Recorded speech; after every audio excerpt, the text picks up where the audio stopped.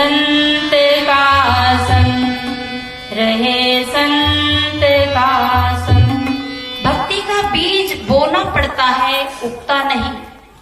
पर भक्ति बीज पलटे नहीं, जो जुग जाए अनंत। किसके? जिस जीव के, जिस मनुष्य के अंतःकरण में भक्ति का बीज पड़ गया, वो पलटता नहीं। वंशज नहीं उसका, पर जिसने बोया उसके अंदर नहीं पलटता, और वो अनंतों जन्म तक उसके साथ उगता है। देखिए, खेत में हम बीज बोते हैं, कचरा नहीं बोते हैं। ऊंचा हाथ करे, यहाँ जितने किसान बैठे हैं, आज तक किसी ने अपने खेत में कचरा बोया, खरपतवार बोया? कोई किसान ने आज तक खेत में कचरा नहीं बोया। बोया तो फसल ही बोया।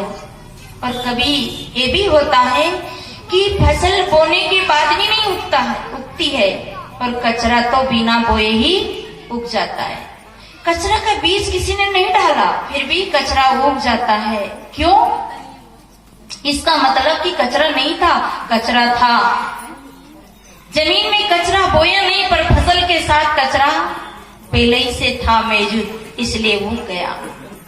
और कचरा उग गया तो फसल को नष्ट कर देता है, फसल को आगे नहीं बढ़ने देता है। अगर कचरे को उखाड़ के नहीं फेंका तो फसल का नाश कर देता है। जीवन में अवगुण आ जाए, विकार आ जाए, दुर्गुण आ जाए, तो समझो कि ये कचरा है, और इस कचरे को अगर निकाले नहीं तो हमारे जीवन की फसल, हमारे जीवन का जो सार है वो हमें नहीं मिल पाता है। इसलिए कचरा को समय समय से उखाड़ दिया जाता है, उखाड़ के फेंक दिया जाता है। और अगर कचरा उखाड़ दिया, फेंक दिया, तो जरूर आपकी फसल हरी भरी होगी। जीवन में अवगुण रूपी कचरा आए तो उसे निकाल देना चाहिए। कर्म का कचरा आता है, दुख का कचरा आता है, अवगुणों का कचरा आता है।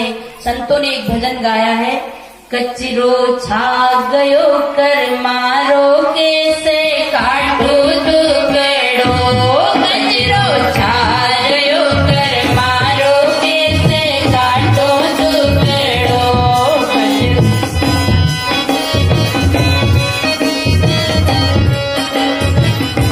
सब बोलेंगे,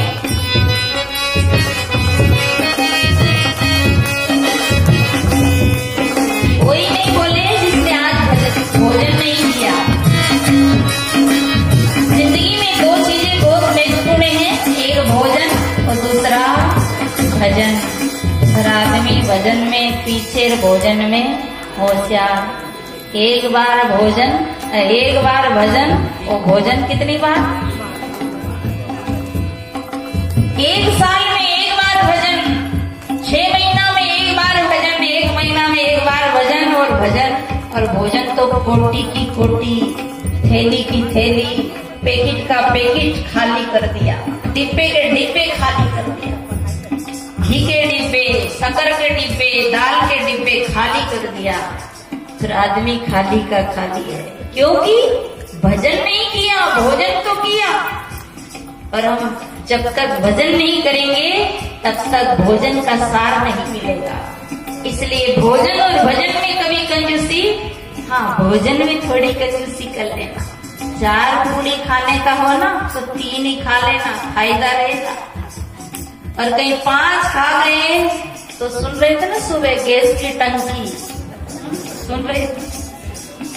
अगर 4 की जगह 5 खा लिया तो वही सिलेंडर संभला नहीं जाएगा, हाँ, विस्फोट होने की संभावना है। इसलिए भोजन कम करो और भजन ज्यादा करो। पर हम लोग बड़े आलसी है, भोजन में आलसी, भजन में आलसी और भोजन में होशियार। पहली पंगत में बैठ जाते होशियार लोग। हाँ, ऐसा ना हो कि पीछे रह जाए तो बड़ा बूढ़ी ना मिले। बहुत लोग होशियार होते हैं, पहली पंगत देखते हैं कि कचरा हो जाएगा, सब बढ़िया बढ़िया बढ़िया माल तो पहले ही मिलेगा। इसलिए भोजन में होशियार रहते हैं, भजन में पीछे रहते हैं। परंतु हमें होशियार रहना है भजन में। भोजन में भले ही कंजूसी कर लेना, पर भजन में कंजूसी नहीं करना। शरीर की जठर अग्नि को शांत करने के लिए भोजन जरूरी है। और यहाँ भोजन में फलाहारी दूधाहारी बनने की जरूरत नहीं। फलाहारी भी फल भी महंगा है साहब, फल नहीं खिला पाएंगे, नहीं खा पाएंगे। 80 रुपया किलो, 50 रुपया किलो फल है। और गेहूं चावल बहुत सस्ते हैं, 20 रुपया किलो। कोई भी भगत हमें बुला के खिला सकता है। फलाहारी दूधाहारी अगर कोई है तो ढोंगी है, समझ लेना। क्योंकि ये 2 मुट्ठी चावल 2 मुट्ठी आटा किसी गरीब भक्त के घर भी मिल जाएगा। और फल और दूध का जब चक्कर पड़े तो बड़े बड़े भगत भी विचार करेंगे कि बाबा आया कि खतरा आ गया घर में। तो इसलिए जठराग्नि को शांत करने के लिए भोजन और आत्मा शांति प्राप्त करने के लिए भजन। आप लोग सोच रहे होंगे कि भाई भजन गावा कैसे, भजन को कैसे गाएं? हमारा गला नहीं, हमारे पास कला नहीं। हमारे साहब बेटे ना पवन साहब, इनके पास गला भी है और कला भी है, और देखो कैसियो भी है बढ़िया। और इनमें ढोलक भी बाजे, हाँ, इनमें कितनी बढ़िया कला है। तो हम सोचते कि भाई कला भी नहीं है, गला भी नहीं है, तो भजन कैसे गाएं? सज्जनों, न कला की जरूरत है न गला की जरूरत है। भजन तो वो है जिसमें होठ हिलाने की भी जरूरत नहीं। कहते हैं ना मुख से ना माला जपू, ना मुख से कहूँ राम, ना कर से माला जपो, ना मुख से कहूँ राम। मेरा हरि मुझको भजे, मैं करूं विश्राम, इसका नाम है भजन। और उस भजन को हम नहीं गाते हैं, सब बोले। कचरो छारयो कर मारो, कैसे काटो तो केड़ो। कचरो छारयो कर मारो, कैसे काटो तो केड़ो।